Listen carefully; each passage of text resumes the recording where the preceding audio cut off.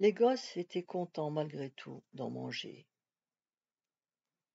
Leur tante, lorsqu'elle se trouvait là, leur faisait croire au surplus que c'était une bénédiction que d'y goûter simplement. Ce bonheur n'échayait pas à tout le monde. Et ils étaient en quelque sorte les élus de la Providence. Lalla oubliait de dire qu'en partie ses croûtons étaient prélevés sur la pâtée de sa basse-cour. Et l'aurait-il su, ce pain volé aux poules ne les aurait pas dérangés.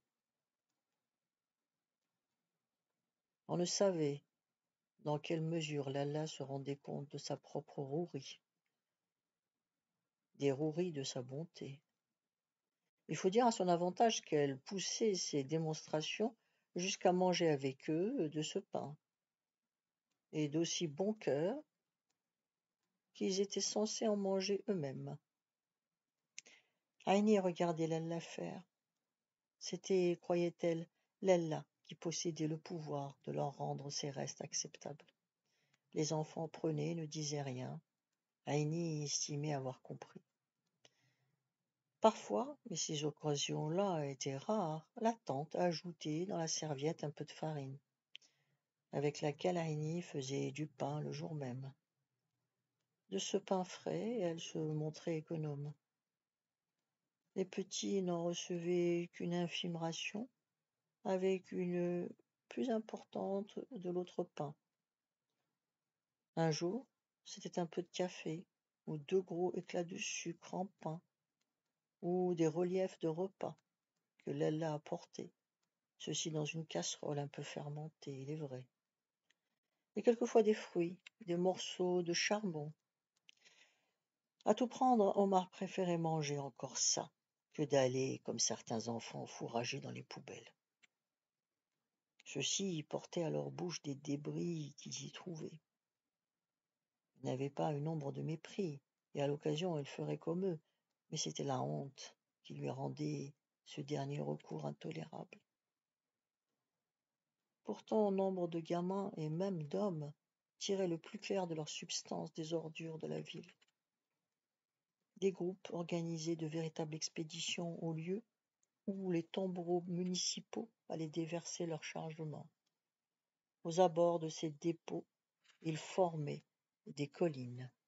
On remarquait l'existence de villages de cauchemars, épanouis comme des floraisons vénéneuses sur les déchets. Leurs habitants y recherchaient leurs moyens d'existence. Ils avaient la primeur de tout ce que les tombereaux charriaient. Sur place, ils se fournissaient aussi en mobilier.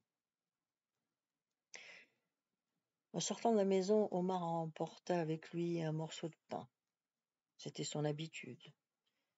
Il s'arrangeait chaque fois, quel que fût le moment de la journée, pour en avoir sur lui.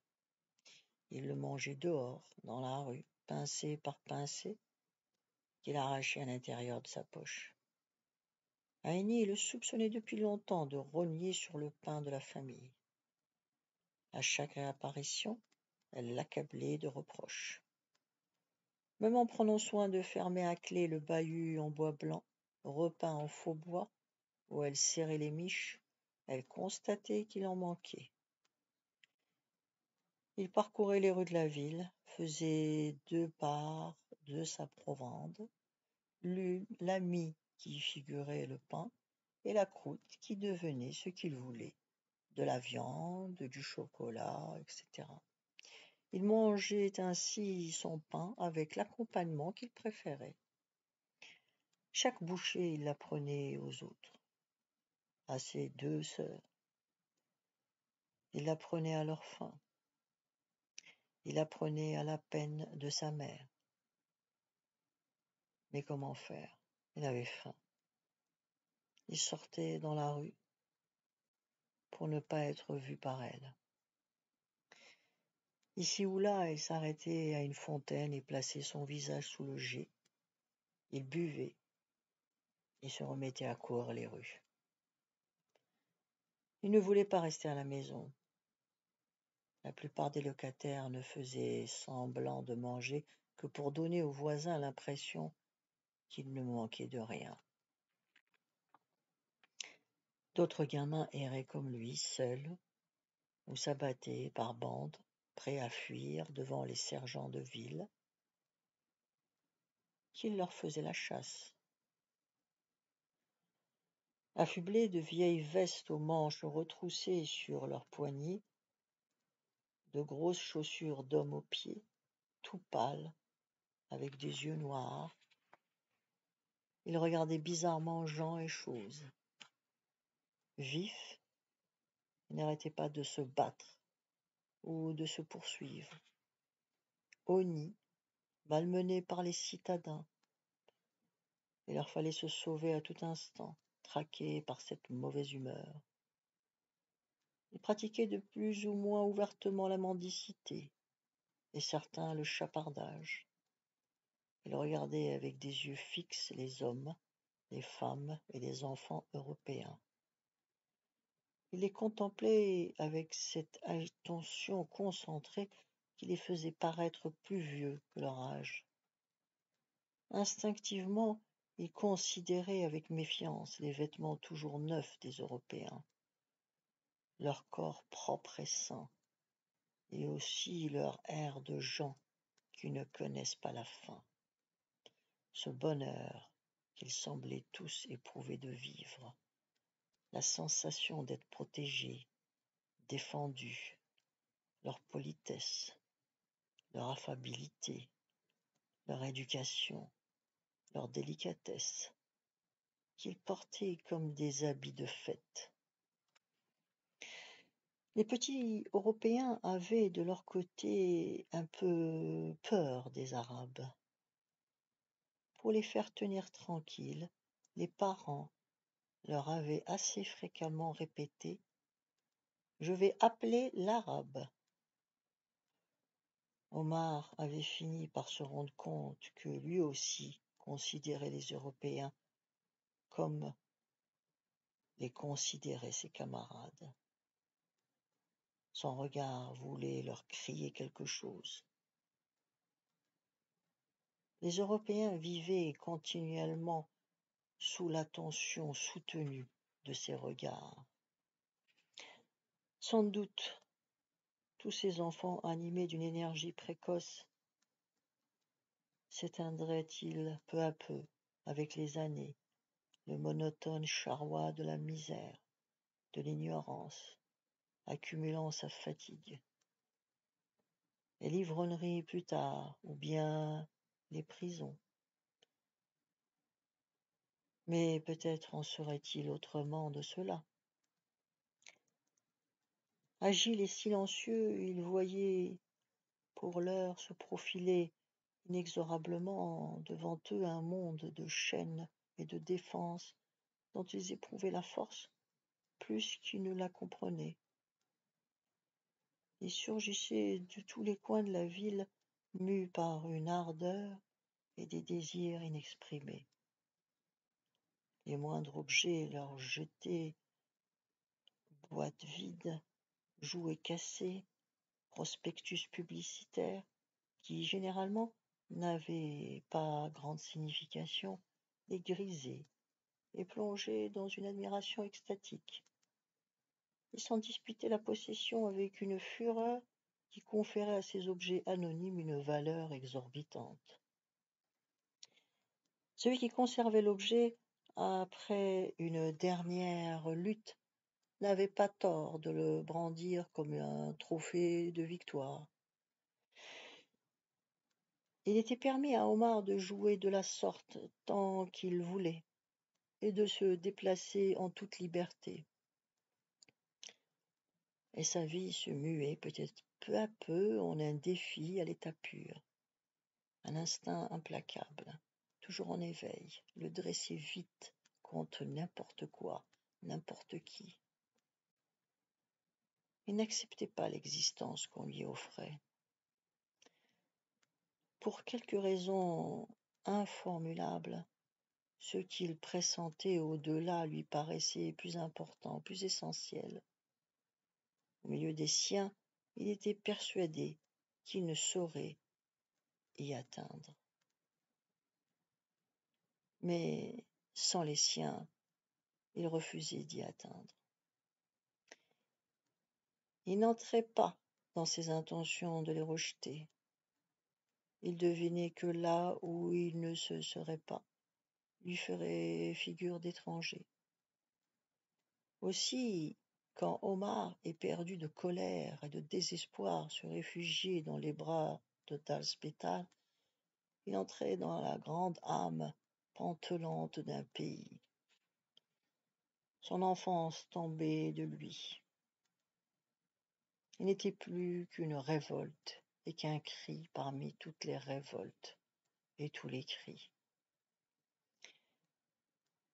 Plus d'une fois, poussé par la curiosité, il lui arriva de s'éloigner de la bande d'enfants du quartier. Ce jour-là, ayant abandonné ses camarades, il se promena dans les parages du marché couvert. À la fin, il alla s'asseoir sur un banc de la place de la mairie. Des passants traversaient en tous sens cette place ombragée de platanes. Omar vit s'approcher un homme. C'était un Européen, accompagné d'un jeune garçon.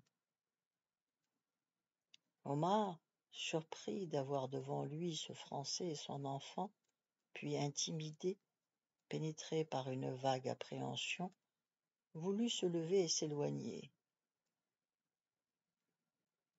Mais l'homme lui demanda de l'accompagner au marché pour lui servir de porteur. Souvent, Omar avait été sifflé de la manière particulière dont les Européens usaient pour appeler un indigène. Psst, psst, et se retourner pour voir ce qu'on lui voulait. C'était un Français qui lui faisait signe. Viens porter. L'enfant lui jetait alors un regard de mépris et s'éloignait. Tenant son garçon par la main, l'homme indécis examina Omar longuement. Aussitôt, celui-ci éprouva une brûlure insupportable. Une honte et une humiliation subite le traversèrent, comme une déchirure. Il sentit qu'il rougissait. Omar parlait le français déjà.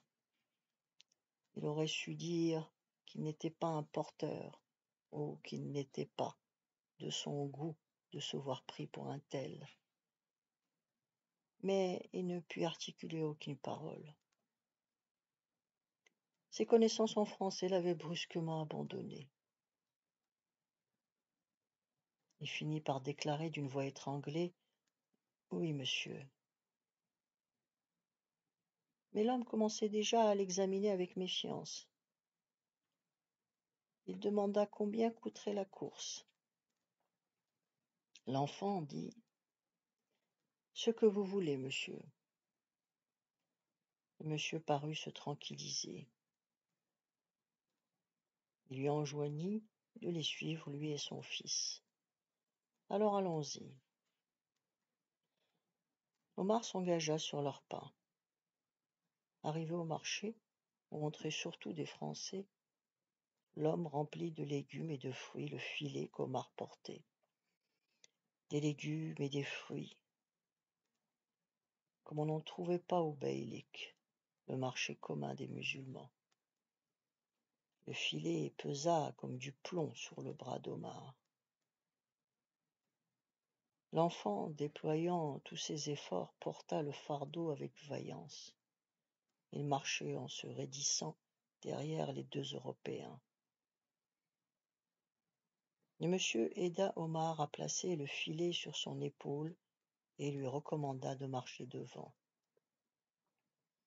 Omar partit, sans mot dire, ne songeant qu'à tenir sa charge en équilibre. À présent, il redoutait de croiser quelques camarades qui l'eût ainsi surpris à faire le porteur.